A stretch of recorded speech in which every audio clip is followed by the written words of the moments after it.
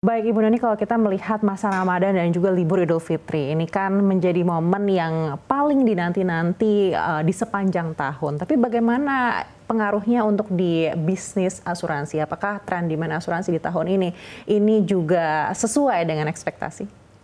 Iya, benar sekali bahwa yang namanya masa Ramadan, Lebaran itu pasti dinanti seluruh industri asuransi, terutama industri asuransi jiwa.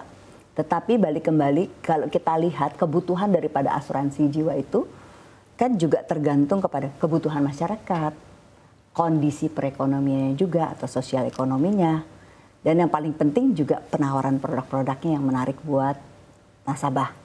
Nah, kami melihat bahwa untuk masa Lebaran itu lebih banyak nasabah fokusnya kepada pengeluaran. Sehingga mereka fokus untuk beli makanan, beli THR, kasih THR untuk orang-orang yang kerja dan sebagainya. Jadi pengeluarannya akan lebih banyak. Justru kalau di industri asuransi jiwa, kami melihat di masa Lebaran itu agak sulit ya untuk melakukan penjualan karena fokusnya tadi, dan produk asuransi kan bukan produk utama ya Mbak Anke. Asuransi itu produk yang keberapa ya, mungkin ketiga kali kebutuhannya, bukan yang primary.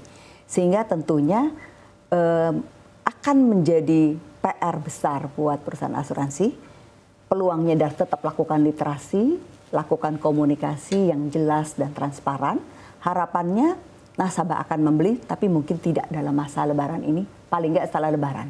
Itu biasanya kita bisa mendapatkan akuisisi nasabah barunya. Baik, tapi kalau melihat tren yang ada di 2025 ini kan banyak yang mengatakan daya beli ini masih tertekan begitu. Tapi di sepanjang 3 bulan di awal 2025 ini, Ibu sendiri melihat produk-produk apa yang mungkin demand-nya ini paling diminati oleh nasabah? Saya melihat di tahun 2025 ini, nasabah itu sangat tertarik dengan produk tradisional. Khususnya adalah yang endowment, yang memberikan proteksi. Juga ada, apalagi ada pengembalian, ya pengembalian di akhir periode itu sangat diminati.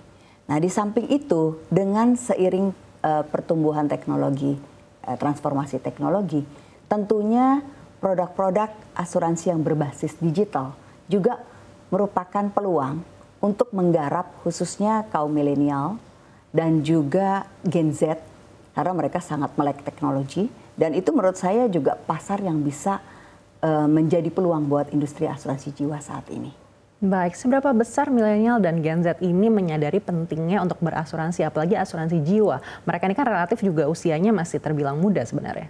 Benar sekali. Jangankan Gen Z atau milenial, di masyarakat pada umumnya untuk asuransi jiwa itu kan memang masih sangat rendah penetrasinya. Ya, dan juga literasi dan inklusinya harus sudah terus-menerus dilakukan, tapi memang tidak semudah industri jasa keuangan lainnya. Karena kembali lagi, produk asuransi itu bukan produk yang dibutuhkan, asuransi jiwa ya khususnya, tapi produk yang harus diciptakan kebutuhannya. Jadi kalau melihat pasar Gen Z dan milenial, itu kami juga terus berupaya melakukan sosialisasi, edukasi ke universitas dalam bentuk sebenarnya ini edukasi financial planner. Tujuannya adalah mereka juga harus mengerti bahwa produk asuransi ini adalah produk yang untuk melindungi risiko di kemudian hari. Jadi memang bukan produk yang bisa dinikmati saat ini, tapi ini untuk jangka panjang dalam hal perlindungan aset. Memang nggak mudah betul, Bu Aneke, tapi saya yakin kalau dengan seluruh industri asuransi jiwa komit untuk melakukan literasi khususnya di universitas-universitas ya ataupun sekolah menengah, harapannya adalah sejak awal mereka teredukasi terkait dengan kebutuhan daripada asuransi itu sendiri. Baik, masih terkait dengan asuransi jiwa, kita tahu juga proyeksi kenaikan inflasi medis ini kan terus meningkat begitu di 2025 ini. Lalu seperti apa ini juga akan mempengaruhi tren kenaikan harga polis mungkin, dan juga seperti apa untuk menanggapi klaim yang juga mungkin akan membengkak? Betul sekali, dari data publikasi kesehatan itu asuransi inflasi medis di Indonesia itu mencapai 19%. Dan ini jauh lebih tinggi dibandingkan dengan inflasi medis yang ada di global yang hanya 6,5%. Dan tentunya dengan adanya inflasi medis yang tinggi, itu akan berpengaruh terhadap klaim kesehatan. Ya, tentunya kepada industri perusahaan asuransi jiwanya juga akan terpengaruh, klaimnya akan naik, dan ujung-ujungnya ya akan ada kenaikan premi.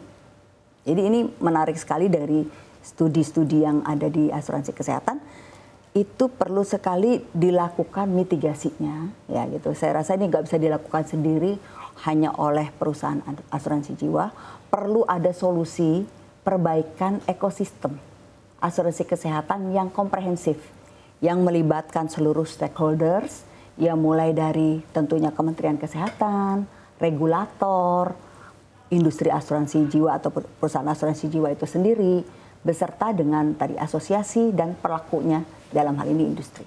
Itu perlu ada koordinasi untuk perbaikan ekosistem kesehatan yang menyeluruh. Tentunya kalau saya lihat saat ini dari sisi OJK sudah melakukan beberapa upaya.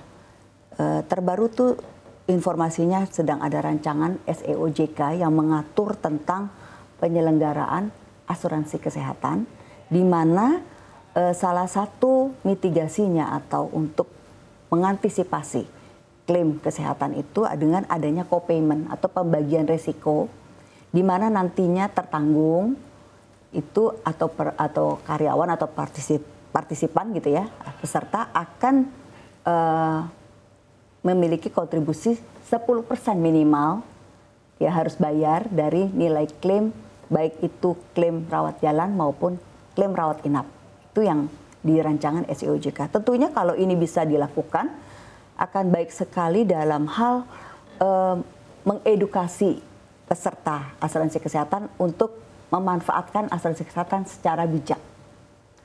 Dan perusahaan asuransi tentunya juga akan mendapatkan benefit, dapat mengantisipasi atau memitigasi klaimnya, klaim kesehatannya, dan juga bisa mendapatkan portofolio kesehatan yang sehat dan sustainability dalam hal financial. Yang kedua juga di rancangan SEOJK yang baru, pemerintah ataupun OJK dalam hal ini mengatur yang namanya setiap penyelenggara asuransi kesehatan yang memiliki asuransi kesehatan wajib memiliki sumber daya yang andal, sumber daya manusia yang andal dan sistem informasi yang sangat mumpuni